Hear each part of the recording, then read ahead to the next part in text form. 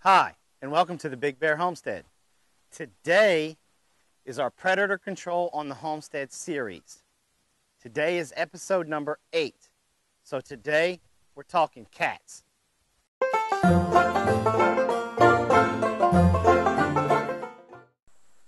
All right, in this week's episode, we're talking cats.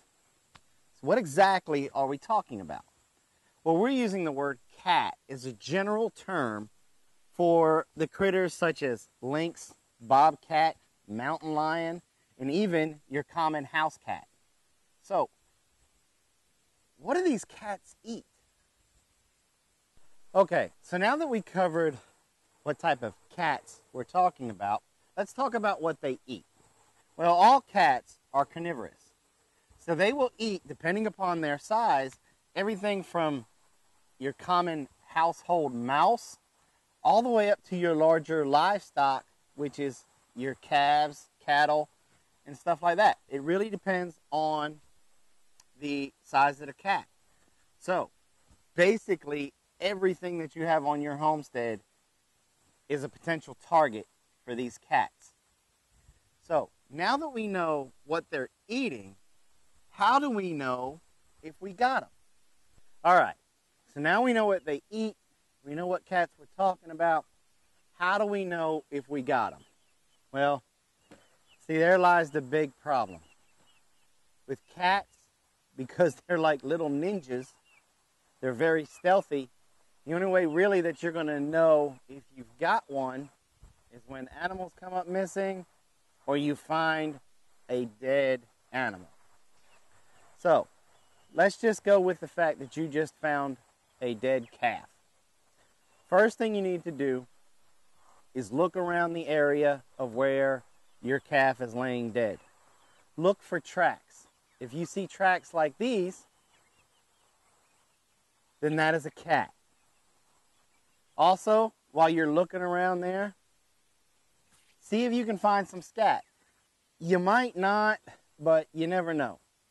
And then this is what their feces looks like. Okay, so now the easiest way to determine whether or not you have a cat is to look at your deceased animal. If you see claw marks around his shoulders, the upper torso, you see puncture wounds or the throat is ripped out, that is a cat. Remember, a cat likes to pounce, likes to surprise its prey, so it will jump up onto the head and neck area, grab a hold of its throat, try to puncture any of the jugular or the arterial veins, or it'll try to suffocate it, basically choke it out, and then it'll go from there. So, now that we know that we definitely have a cat, what are we going to do about it? All right, so now when it comes to cats, cats are like canines. I don't play around. I go right to the steel. Now, just like with canines, you can use basically the same traps. Your MB550s are a great trap. Get them dyed and waxed, and they're going to be good to go right out of the box. Any other trap, whether it's a Victor, a Duke, or whatever, you're going to have to base plate it, offset it, and laminate the jaws. So it's a little bit more work to it, but they are also a good trap to be able to use for your cats. And you do the same thing that you do like how we instructed in the canines, and you can use the exact same set. But you want to vary it up a little bit, and I'll talk about that in a second. Now, if you think it's just a simple household cat, then you can go straight to your cage, put a little cat food in it, little tuna fish, something like that in there, and then you'll catch him that way. Now, with your bigger cats, your bobcats, lynx, stuff like that, you're going to want to use a lot of what they call eye attracting. You want to be able to get that cat's attention, not necessarily with the nose, but with their eyes. And so that means when you make a dirt hole set or you make a flat set, or you make a walkthrough set, you want to get something that's going to get their attention to get over there. And that could be something as simple as hanging a feather from a piece of fishing line so it can float in the breeze and it can move around. We sell these bags of feathers on our website. Another thing that you can hang or stick up underneath a log or underneath a rock or something is a squirrel tail. Those of you guys that hunt squirrels, save your tails.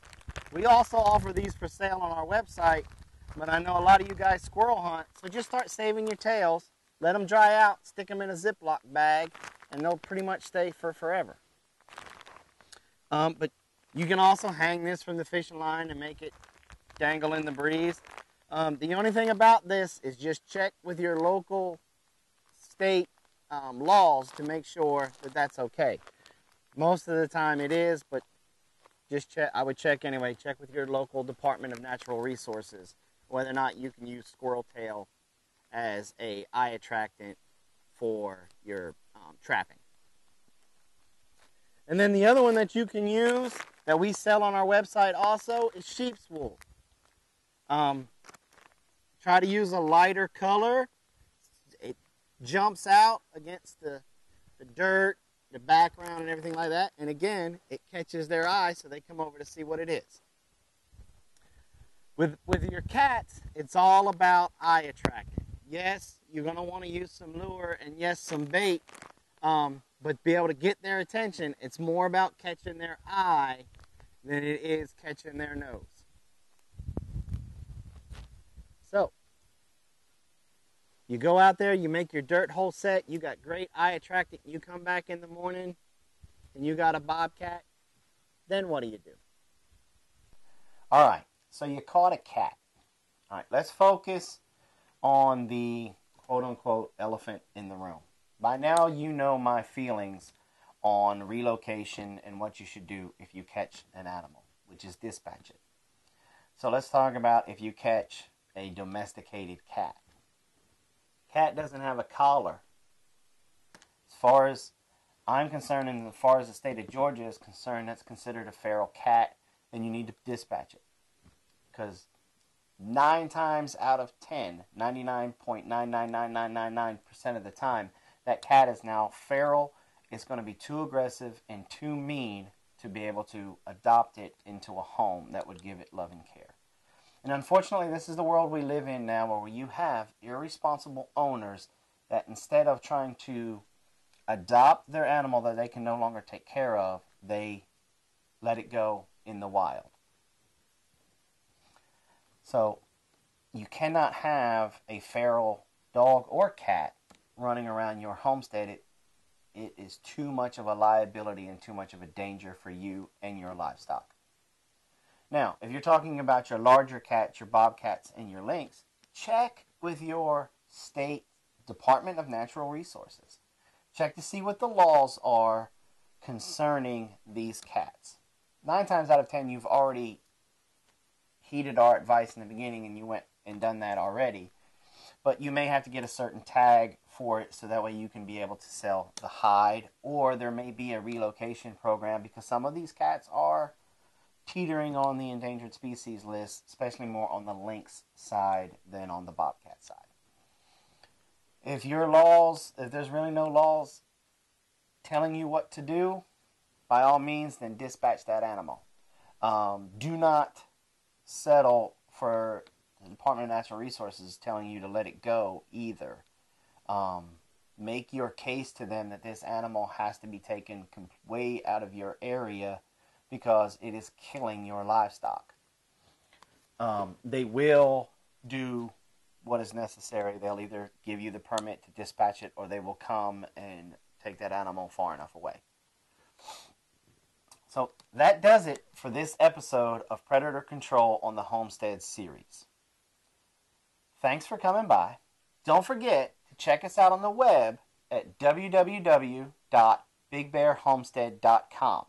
And in our shop is where you can find the bags of feathers, wools, and squirrel tails if you guys decide that you want to purchase those. Don't forget to come on over to the Facebook world. Give us the old like.